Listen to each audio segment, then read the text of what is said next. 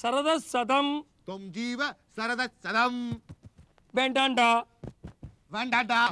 அப்புறம் என்ன? அவ்வளவுதான், முடிஞ்சு போச்சு. அப்புறம் என்ன? அப்புறம் என்ன? தாலியை கட்ட வேண்டியதா?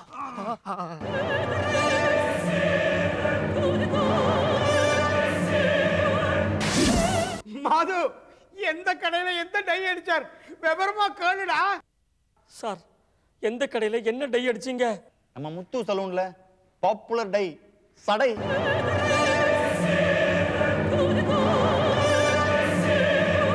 சடையா? மாது அந்த டை அடிச்சு தானே நான் செத்து போனேன்.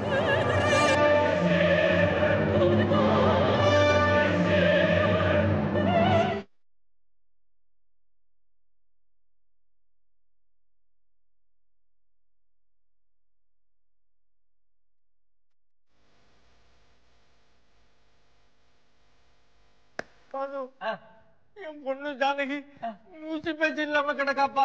சார் அழாதீங்க சார், கொஞ்சம் கண்ணாடியை கேட்டுங்க. இந்த கண்ணாடியை மாட்டுங்க, அங்க பாருங்க. மது, என் பொண்ணு ஜானகி இருக்காப்பா. மது, அது எப்படி அங்க ஒரு ஜானகி இங்க ஒரு ஜானகி? ஒரே ஒரு ஜானகி தான். இப்ப கண்ணாடியை கேட்டுங்க, அங்க பாருங்க. ஜானகி காணோம். இப்ப கண்ணாடியை மாட்டுங்க, அங்க பாருங்க. ஐ, ஜானகி இருக்கா? இப்ப கண்ணாடியை கேட்டுங்க, அங்க பாருங்க. ஜானகி இல்ல. ஜானகி இருக்கா? இல்ல. ஜானகி இருக்கா, ஆனா இல்ல. என்னப்பா சொல்ற? ஒரு நிமிஷம் சார், நடந்த விஷயங்கள் எல்லாம் உங்ககிட்ட மறைச்சு பிரயோஜனம் இல்லை. ஏன்னா சம்பந்தப்பட்ட 2 பேரும் மறைஞ்சு போயிட்டாங்க. சோ எல்லா உண்மைகளும் உங்ககிட்ட சொல்லிடுறேன், நல்லா கேட்டுக்கோங்க. ஜானகி, நீ ஒண்ணு கவலைப்படாமா, உன்னோட கல்யாணத்தை நான் நடத்தி காட்டுறேன். கல்யாணமா என்கிட்ட அடிபட்டு சாவாத. பாரு, நேர ஒரு நல்ல சலூனுக்கு போய் தலைக்கு நல்லா டை அடிச்சுட்டு கோயிலுக்கு வா. என்ன டை இது? சடை.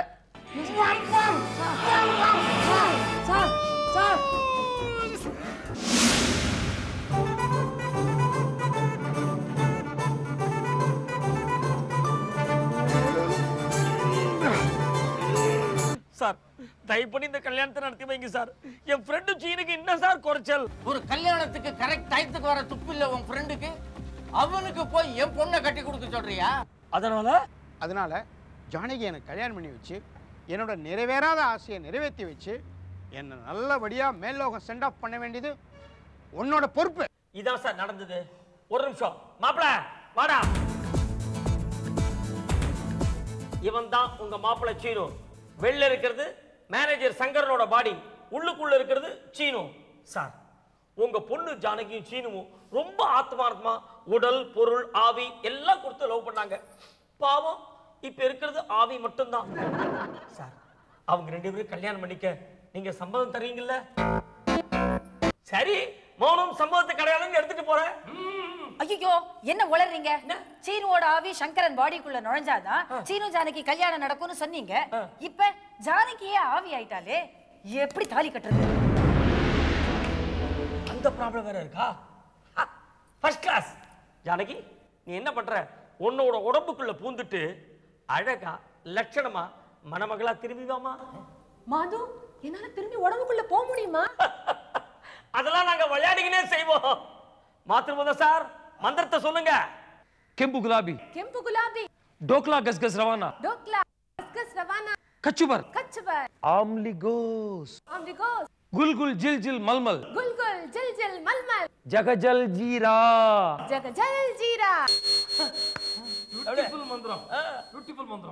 Bajaliani, city crazy. Rumba Jaliani, city crazy.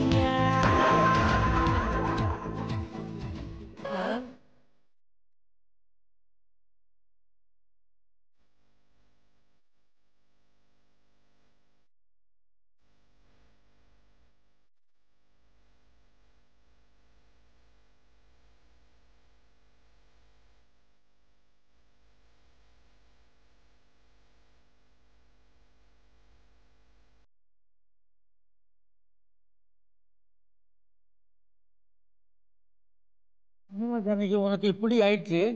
ஒண்ணுமே ஆகலப்பா, எனக்கு ஒண்ணுமே ஆகல. Nothing happen. நான் மட்டும் உசுரோட இருந்தேனா இந்த ராஸ்கல் ருக்மாங்கதன் என் கழுத்துல தாலி கட்டிருப்பான். நல்ல வேளை நான் செத்தேனோ பொழைச்சேன். ருக்மாங்கதங்கிற பாழும் கணக்குல விழறத விட சீனுங்கிற வேதாளத்தை கல்யாணம் பண்ணிக்கிறது எவ்வளவோ மேல். எஸ்பா, known ghost is better than an unknown waste. Janaki இருந்தாலும் புருஷன் செத்துட்டா பொண்டாட்டிய விடுன்னு சொல்லுவாங்க. ஆனா நான் செத்த புருஷனை தானே கல்யாணம் பண்ணிக்க போறேன். சோ நான் நித்திய சுமங்கலி தான்ப்பா. Be happy and very cheerful பா.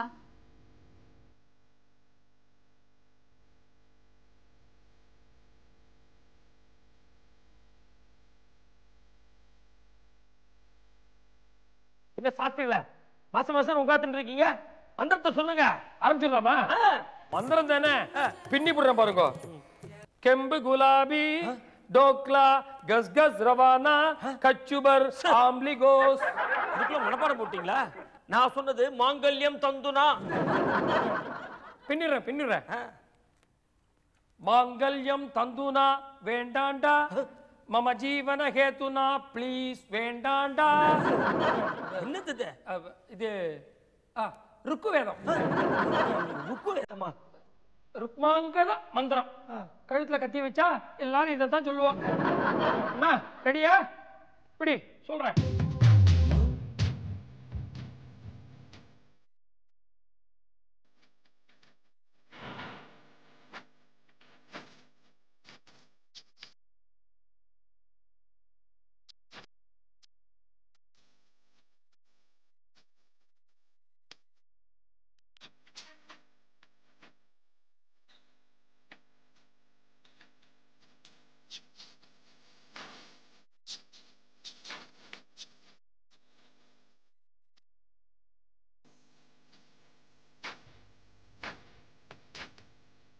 இங்க கல்யாணம் நல்லபடியா முடிஞ்சது.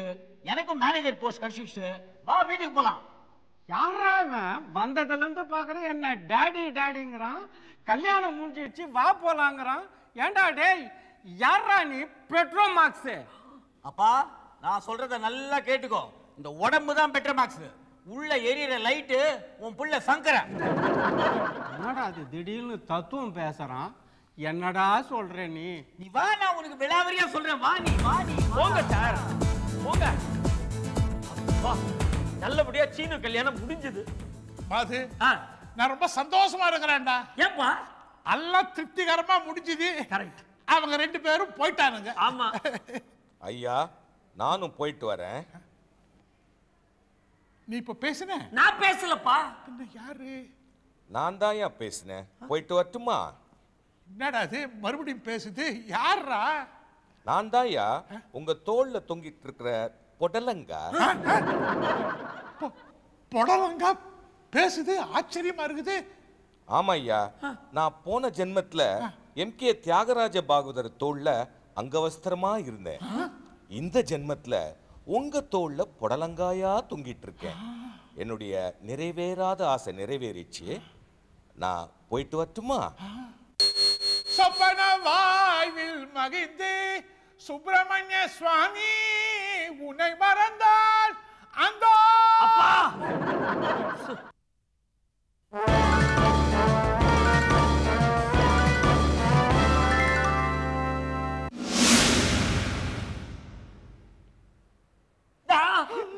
என்னடா திரும்பி வந்துட்டீங்க? அது ஒரு சின்ன ப்ராப்ளம்டா. என்ன ப்ராப்ளம்? ஜானகிக்கு என்ன கல்யாணம் பண்ணிக்கிட்டு உன்னை கல்யாணம் பண்ணிக்கிட்டு தனி கொடுத்தனம் நடத்தணுங்கிறது நிறைவேறாத ஆசையா? ஜானகிக்கு தனி கொடுத்தனம் நடத்தணுங்கிறது நிறைவேறாத ஆசையா? இன்னும் ஒண்ணா? அதனால நாங்க 2 பேரும் ஒரு 6 மாசத்துக்கு உங்க வீட்டுல பேயிங் கெஸ்டா இருந்துட்டு போறோம்டா.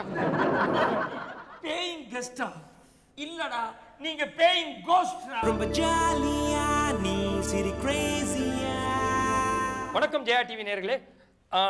நீங்க பார்த்து கொண்டிருக்கிற இந்த விடாத சிரிப்பு சீரியல்ல குறிப்பா கோஸ்ட் கதை ரொம்ப பாராட்ட பெற்றிருக்கு. சொன்னா நீங்க ஆச்சரியப்படுவீங்க. கடந்த வாரம் இந்த கோஸ்ட் கதையை அப்ரிஷியேட் பண்ணி எனக்கு கிட்டத்தட்ட 40 லெட்டர் வந்திருக்குன்னா பாருங்களேன். என்னடா உளற? 40? 50 லெட்டர். 50? என்னடா உளறீங்க? இருக்கவே முடியாது. என்ன 40 தானே எழுதி போட சொன்னீங்க. அப்ப பாக்கி 10 லெட்டர் யார் எழுதி போட்டாங்களா? எனக்கு நானே எழுதி போட்டேன்ப்பா. மானத்தை வாங்குறீங்களா? போங்கப்பா. இன்னும் 10 லெட்டர் வந்திருக்கு, போய் வாங்க ஸ்டாம்ப் போட்ல. அதை விடுங்க. குறிப்பா இந்த கோஸ்ட் கதை வந்து குழந்தைகளுக்கு ரொம்ப பிடிச்சிருக்கு. இன்ஃபேக்ட் நிறைய குழந்தைகள் வந்து என்கிட்ட பர்சனலாக வந்து அப்ரிஷியேட் பண்ணுங்க. நீங்கள் சொன்னால் மறுபடியும் ஆச்சரியப்படுவீங்க. நேத்திக்கு சார் எனக்கு ஒரு லெட்டர் ஒரு சின்ன குழந்தைகிட்டேருந்து வந்திருக்கு. இந்த மாதிரி டியர் கிரேசி அங்கிள், உங்களோட அந்த விடாத சிரிப்பு அந்த கோஸ்ட் கதையை நான் ரொம்ப விரும்பி பார்க்குறேன், ரொம்ப நல்லா இருக்கு அப்படின்னு முத்தான கையெழுத்தில் எவ்வளோ நல்லா எழுதி ரொம்ப சந்தோஷமா இருந்து. இன்ஃபேக்ட் அந்த குழந்தைய வந்து பர்சனலாக தேங்க் பண்ண போல இருக்கு. அந்த குழந்தை யாருமே எனக்கு தெரியாதனால நான் டிவிலேருந்தே தேங்க் பண்ணுறேன். ரொம்ப தேங்க்ஸ்மா. தேங்க்யூ. அது நல்லா இருந்ததா? பார்த்தீங்களா, அந்த லெட்டர் இவ கூட படிச்சிருக்கான். அது என் பொண்ணு ஸ்ரேயா தான். ஆமா, நான் தான் எழுதி கொடுத்தேன். போமா. சும்மா ஆக்சுவலாக இப்போ நான் சொல்ல வந்தது என்னன்னா, இந்த விடாத சிரிப்பில் கோஸ்ட் கதை வந்து அதில் வந்து பேய், பிசாசு, பூதம், ஆவி இதெல்லாம் வந்தாலும் குழந்தைகள் துள்ளி கூட பயம் இல்லாமல் விழுந்து புரண்டு சிரிச்சிருக்குங்க. இன்ஃபேக்ட் அதுதான் பெரிய ப்ளஸ் பாயிண்ட்னே சொல்லுவேன் இந்த சீரியலில். நான் என்னை பார்க்குறவங்களாம் அதை தான் என்கிட்ட சொல்கிறாங்க. அதே மாதிரி அடுத்த கதை, அதான் இப்போ நீங்கள் பார்க்க போகிற கதையும் குழந்தைகளுக்கு பிடிச்ச மாதிரி இருக்கணுங்கிறதுனால நான் செலக்ட் பண்ணிருக்கிற ஸ்டோரி வந்து ரோபோ. கோஸ்ட் மாதிரி ரோபோ. அஃப்கோர்ஸ் உங்களுக்கு ரோபோனா என்னன்னு தெரியும். ஒரு மிஷின் மனுஷன் மாதிரி நடந்துக்கிட்டா அது ரோபோ. நீங்கள் பார்க்க போகிற இந்த கதையில் ஒரு மனுஷன் மிஷின் மாதிரி நடந்துக்க போகிறான், கூத்தடிக்க போகிறான். நீங்கள் வேணா பாருங்களேன், பார்த்து விழுந்து சிரிக்க போகிறீங்க.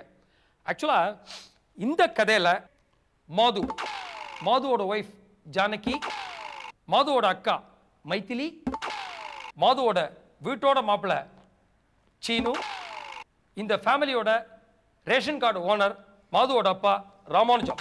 இந்த குடும்பத்துக்குள்ள ஒரு ரோபோ நுழைஞ்சு அது அடிக்க போகிற கலாட்டாவை நீங்கள் பார்த்து விழுந்து குலுங்க சிரிக்க போறீங்க. This is assured.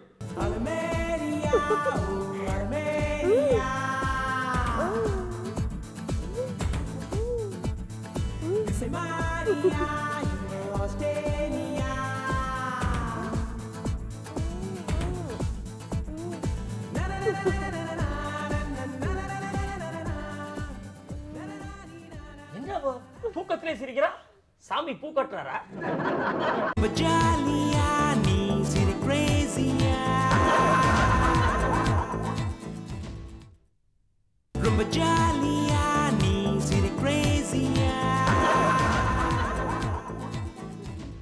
Janaki? Yes, proceed. Janaki, நான் ஆபீஸ் போகணும். Yes, proceed. என்னம்மா கனவுல ஏதாவது கோர்ட் சீனா? என்னமோ வக்கீல்கிட்ட பேசுற மாதிரி பேசுற? Yes, proceed. ஜானகி, நான் ஆபீஸ் போகணும்னு சொல்லிட்டு இருக்கேன். இப்படி சோம்பேறித்தனமா மெத்தையில படுத்துட்டு எஸ் ப்ரொசீட் சொன்னா என்ன அர்த்தம்? Yes, proceed. அறிவட்டோளே, பக்கத்து வீட்டுக்காரரை பாரு நாராயணன். அவன் பொண்டாட்டி டெய்லி காலையில அவன் ஆபீஸுக்கு போகும்போது அவனுக்கு ஷூவை மாட்டி விட்டு டைய கட்டி விட்டு டாட்டா சொல்லி அனுப்புறா. நீ இருக்கிய? என்னங்க வளர்றீங்க? பக்கத்து வீட்டு நாராயணுக்கு நான் எப்படி டைய கட்டி ஷூவை மாட்டி டாட்டா காமிச்சு ஆஃபீஸ்க்கு அனுப்ப முடியும்? தப்பு இல்லையா? அதுவும் இல்லாம பக்கத்து வீட்டு நாராயணுக்கு ஷூ மாட்டுறது ரொம்ப கஷ்டம். அவனுக்கு யானை காலு. நான் நாராயணன் சொல்லமா, என்ன சொன்னம்மா?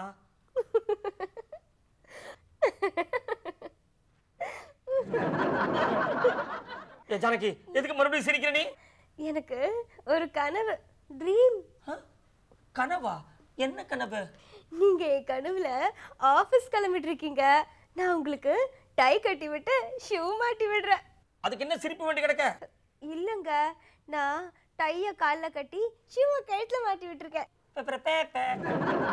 கனவுல கூட ஒரு காரியத்தை நீ ஒழுங்கா பண்ண மாட்டியா? என்ன மறுபடியும் சிரிப்பு? இது எல்லாத்தையும் விட இன்னொன்னு நடந்தது. அதுதான் ரொம்ப தமாஷா. தமாஷா? என்னது அது? நான் உங்களுக்கு இதெல்லாம் தப்பா மாட்டி விட்டா கூட நீங்க அப்படியே கேனத்தனமா ஆபீஸ்க்கு போறீங்க. அப்ப நான் வாசல்ல வந்து உங்களை பார்த்து டாடா டாட்டான்னு சொல்றதுக்கு பதில் பிர்லா பிர்லான்னு சொல்றேன். அடிப்பாவி, தூக்கத்துல இப்படி இலக்கண பிழையே இல்லாம சுத்தமா பேசுற. ஆனா எழுந்திருக்க மாட்டேங்கிறியே. ஜானகி, இப்ப சொல்லிட்டேன், ராத்திரி வரத்துக்கு லேட் ஆகும். ராத்திரி வரத்துக்கு எப்பவுமே லேட்டு தான் ஆகும். உனக்கு இப்படி தெரியும்? எல்லாருக்குமே தெரியுமே. எல்லாருக்கும் தெரியுமா? எப்படி? இப்பதான் காலையில வந்திருக்கு, அப்புறம் மத்தியானம் வரும், அதுக்கப்புறம் சாயங்காலம் வரும், அதுக்கப்புறம் தான் ராத்திரி வரும். ஸோ ராத்திரி வர்றதுக்கு லேட்டு தான் ஆகும். இன்னும் 10-15 மணி நேரம் இருக்கு ராத்திரி வர்றதுக்கு. டீப் ஸ்லீப்ல இப்படி ஒரு புது விளக்கமா இருக்க. ஹலோ, ராத்திரி நான் வரதுக்கு லேட் ஆகும்னு சொன்னேன். ஓ, தென் ஓகே, எஸ் ப்ரொசீட். ஏம்மா இப்படி எஸ் ப்ரொசீட் ரோபோ மாதிரி பேசிட்டு இருக்கியே? ராத்திரி நான் ஏன் லேட்டா வருவேன்னு கேட்டியா? ஏன் அப்படி கேளு. ராத்திரி எங்க ஆபீஸ் டைபிஸ்ட் வீட்டுக்கு போறேன். அங்கதான் எனக்கு டின்னர். டின்னர் நல்லா இருந்ததுன்னா டைபிஸ்டே கல்யாணம் பண்ணிக்க போறேன். Yes proceed. இப்படி அர்த்தம் இல்லாம பேசுறியே. எங்க ஆபீஸ் டைபிஸ்ட் யார் தெரியுமா? தனிகாச்சலம் ஆம்பளை. ஒரு ஆம்பளை எப்படி நான் கல்யாணம் பண்ணிக்க முடியும்? அது உங்க சௌரியம். ஜானகி, லாஜிக்கே இல்லாம தூங்குற, தூக்கத்துல லாஜிக்கே இல்லாம வளர்ற. ஏங்க, எனக்கு ஒரு டவுட். என்ன? நீங்க ஆபீஸ் டைபிஸ்ட் தனிகாச்சலத்தை கல்யாணம் பண்ணிக்க போறேன்னு சொன்னீங்களே, தாலி நீங்க கட்டுவீங்களா இல்ல அவர் கட்டுவாரா? ஆளுக்கு 1.5 முடிச்சா போடுவோம். Okay proceed. இனிமே தாங்காது, நான் ஆபீஸ் போறேன். Yes proceed.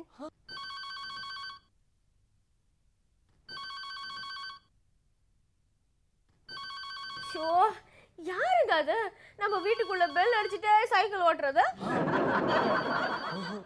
பேத்தல் ரொம்ப ஜாஸ்தியா போகுது. அப்பா, என்னங்க சத்தம் அது? ஜானகி, பெட்ரூம் உள்ள பஸ் வருதுமா, மேல ஏறிட போகுது, ஓரமா போய் படுத்துக்க. ஐயோ, இவ்வளவு திருத்தவே முடியாது போல் இருக்க. சைக்கிள் இல்லம்மா, டெலிபோன் மணி அடிக்குது, எடு. நான் தூங்குறேங்களா, போன் எப்படிங்க எடுக்கிறது? இதை விட முழிச்சுட்டே தூங்குறவங்கள நான் என் லைஃப்ல பார்த்ததே கிடையாது.